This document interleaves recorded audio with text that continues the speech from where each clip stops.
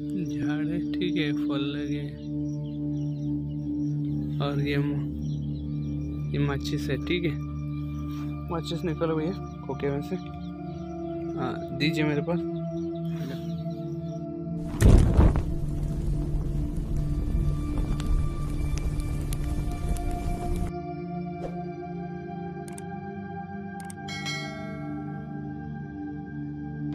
Magandang araw mga ka-horror at welcome back nga palang muli sa aking channel.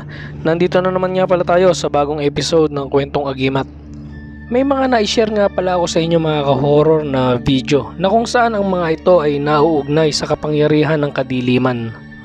Meron kasi itong mga kapangyarihan na talaga namang kakaiba na kahit mismo ako ay nagugulat at nagtataka. At kahit nga mismo doon sa mga original na nag-upload ng mga videong ito ay sinasabi nilang may malademonyong kapangyarihan ang mga gamit na ito. Isa na nga halimbawa nito yung Hanuman coin na kung saan kapag ka ang isang bawang ay sumayad sa medalyang ito ay talaga namang nagke-create ito ng usok. Nandyan din yung Devil Stone. Ang batong ito ay may kakayanan na kapag ka tinapatan ng salamin ay hindi mo makikita ang reflection ng batong ito. Nandyan din mga ka-horror yung isang klase ng bato na dapat ay lagi lang itong nakalubog sa tubig. Dahil once na ito ay makawala sa tubig ay kusa itong nag-aapoy. Napakadelikado nito mga ka-horror dahil madali itong nakakapag-create ng sunog. At ngayon nga mga ka-horror ay may gusto lang ako sa inyong i-share na video. Ito ay patungkol mga ka-horror sa isang halaman na kung saan ay meron din itong malademonyong kapangyarihan. At ang tawag nga pala sa halaman na ito mga ka-horror ay evil plant. Ang halamang ito mga ka-horror ay may kakayanang magsindi ng isang titis ng pospro sa pamamagitan lamang ng paglapit ng titis ng pospro sa bunga nito. Ayon pa nga mismo sa mga sumubok sa halaman na ito, na itong halaman daw na ito ay takot sa tanso. Dahil ang bunga raw ng halaman na ito ay kusa raw lumalayo kapag ka ito ay nilapitan o dinikitan ng tanso. So talagang nakakapagtaka rin yung halaman na to mga ka-horror. Kung titingnan nyo mga ka-horror ay tila isang normal lang na halaman ang evil plant na ito na makikita sa ating mga bakuran. Pero huwag ka mga ka-horror dahil maigting nilang pinag-iingat ang mga tao, lalo na ang mga bata.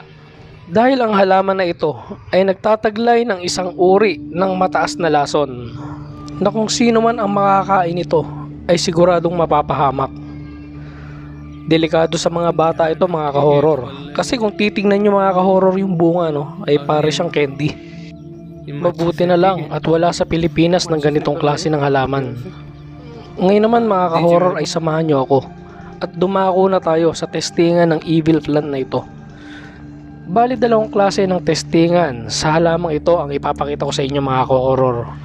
Yung una ay yung pagliyab ng titis ng pospro nung idinikit ito doon sa bunga ng halaman na ito. At yung pangalawa naman ay yung paggamit ng tanso at makikita natin na lumalayo yung bunga ng halaman na ito. So tara mga ka-horror at sabay-sabay nating panoorin ng video. Ito mga ka-horror yung tinatawag nilang evil plant. So kung makikita nyo para siyang normal na halaman lang mga ka-horror. Tapos yung pinaka bunga niya ay parang bombilya ang itsura, kulay puti.